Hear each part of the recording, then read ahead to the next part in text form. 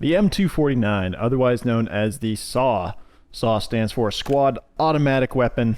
This thing is a beast.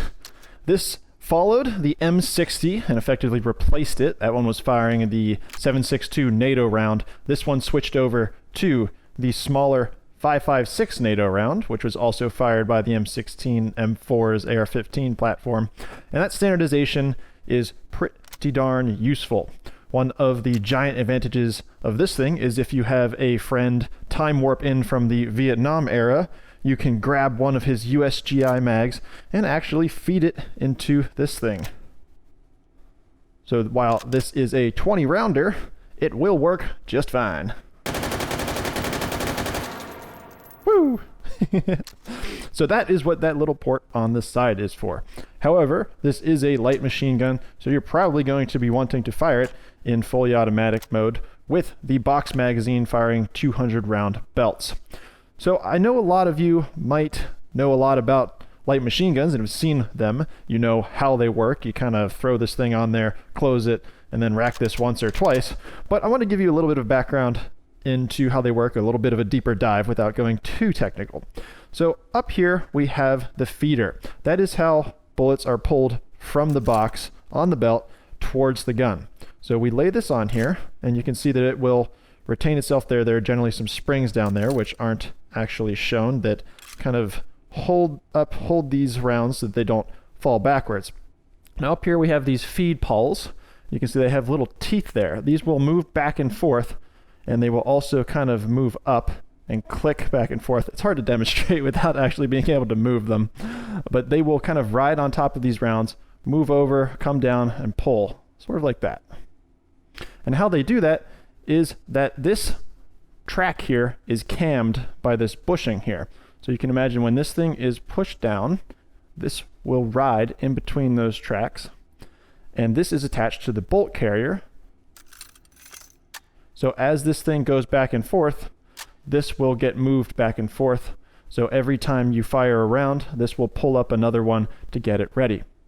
So this thing functions actually kind of similarly to an AK-47. You can see that the gas system here is below the barrel, which gives it this crazy mass, along with the bipod here, which folds in there so that you can hold it comfortably. But an AK would look kind of like this, with the barrel on the bottom, gas block here, and the gas system there with piston inside, going back to the bolt carrier group, which has this rotating locking bolt like that. And that piston, which you can see kind of here, it's modeled a little bit strangely. When you fire the round, this thing fires from an open bolt position like so. So this is what it would look like when it's ready to fire with that cover down. When you fire it, you're going to release the bolt, and it's going to push forward and actually chamber that round right after you pull the trigger. So it's not happening now, kind of because everything's open, and also this isn't really programmed the way that I want it to be to show how everything works. But this will get pushed in by this bolt into the chamber, and this thing will fire as soon as it closes completely into battery, because it will have that firing pin attached to the bolt. Once that bullet goes off, those gases expand, push down into the gas block, expand in here a little bit more, pushing that piston back, and everything will cycle back like so. So this will extract that old shell. The old shell will spit out of the bottom here, and it will begin the whole cycle over. This is the ready position, so it's just going to lock back like this. Now, the links, which are disintegrating, actually come out the top there. By disintegrating links, we just mean that when you fire it, they kind of fall apart and move away, as opposed to some of the cloth links that you'll see from World War I, which will just come on through and you'll have to deal with them hanging off of the gun. So I'm going to try and show you what those links look like coming out of here. You can see them there. And on the bottom, the brass shells. Let's see if we can look in there a little bit. I'm gonna have to get my head inside it maybe. Ugh, what a sweet view. Oh, that did not work. Okay, so just take my word for it, I guess. Next thing I'd like to mention is that you can see the red tips there. This is a pretty common thing to do with machine guns. They'll load up 1 in every so many. This one is 1 in every 5 rounds with a tracer. And that helps you to keep the target or keep the rounds on target without having to look down the sights, because on something like this, a light machine gun, if you're going to fire it from the shoulder, or if you're going to be firing it from an emplacement like a helicopter, if it's going to be mounted on a tripod maybe, you are going to maybe not have the ability to look down the sights, and you can just kind of dial in where you're going by looking at where the tracers are going. It's a little bit hard to see the tracers go off because that material has to burn and it has to be going a certain distance before you really start to see that light up.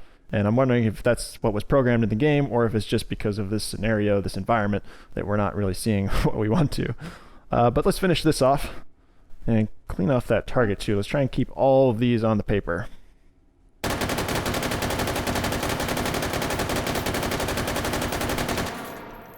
Cool. So that is my synopsis of how a belt-fed machine gun works. Most of them work like this. However, most of them don't have the ability to feed from a magazine like this one does. I hope it gave you some insight, or maybe just enough that you'll know how it works in the future, just to just be smart enough to be dangerous.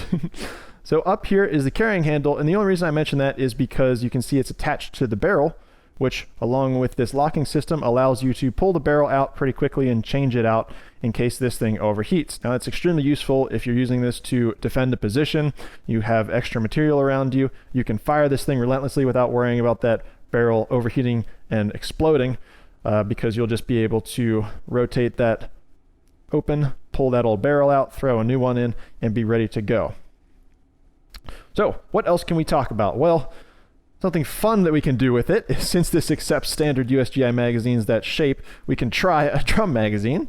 And I wouldn't recommend this in real life, but just because I don't think it would fit, if you can get it to fit in real life, please do this, because it's absolutely hilarious. And you can see generally that's going to feed from the bottom, but this is a crazy scenario. So let's make this a little bit more accurate too with a red dot aim point. Let's throw this on the tripod. You have to kneel down here. You can see everything smoothed out while you're on the tripod to make things a bit easier.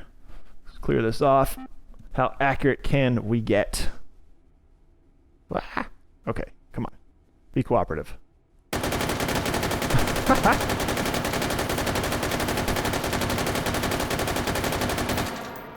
Wow, that does not move with this tripod. Pretty cool. How'd I do?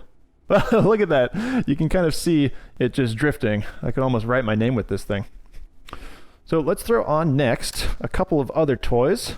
First off, a suppressor. Now we're going to open this up, and looks like I mounted it improperly. It would just slam in there, but at least it no clips, so we don't have to worry about it. Looks pretty clear. Throw on the suppressor. Now this looks like a Silencer Co. Osprey, which I generally see on handguns and rated for 9mm and 45. So hopefully this is a special one, rated for 223 and some of the higher pressures. Let's close this up so that we can mount our next toy, a flip-to-side mount.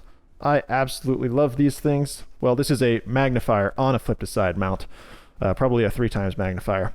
And how this works is that it really just zooms you in prior to seeing that red dot. It works well with holographic sights. I don't know what this is because it's game point in order to avoid copyright issue, but at least it does work here. So you can see now we are dealing with a 3x magnified sight picture. Then we can have this flip to side, and now we're back to 1x. So very quickly, if we need to, we can go over here, flip it over, and just switch back and forth. I like the versatility. It's a lot of weight, but you don't have to worry about this thing being calibrated because you just need that front red dot or holographic sight to be on, since the actual dot is not in that flip to side mount. So let's put that back and load up a box. Come on, there we go.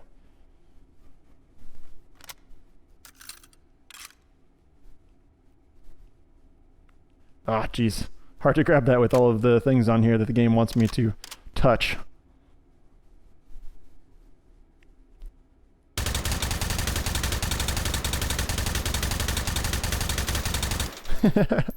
Let's clean that off, and then we can judge our performance afterwards.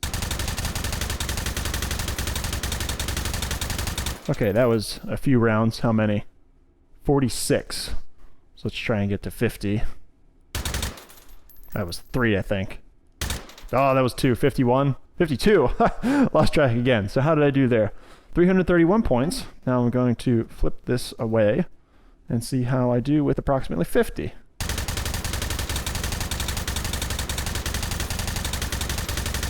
Man, my brain just sort of shorted out, so I have no idea how many rounds that was.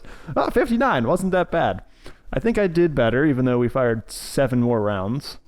I don't think those added up to 102. Or, wait, 112. Gosh, my brain stops working when I'm in here talking and trying to do math at the same time.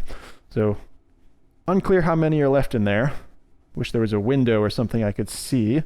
Maybe if this was real, I could just sort of feel it if I was super pro.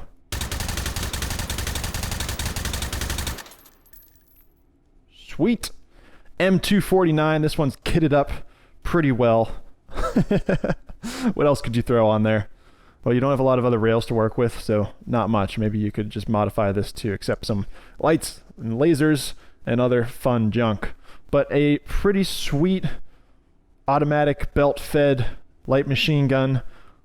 Supposedly this thing is getting phased out for something similar to the AR-15, just in a variant that is, I guess, more prepared to fire for longer periods of time. Maybe a modified barrel with better cooling, etc. And, you know, just moving more towards a more standardized weapons platform. It has its benefits, but the overall awesomeness may be lost.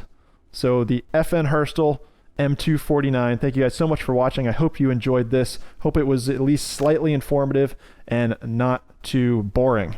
So like the video if you liked it, dislike if you didn't, comment down below, subscribe if you're not already, and I'll see you in the next video.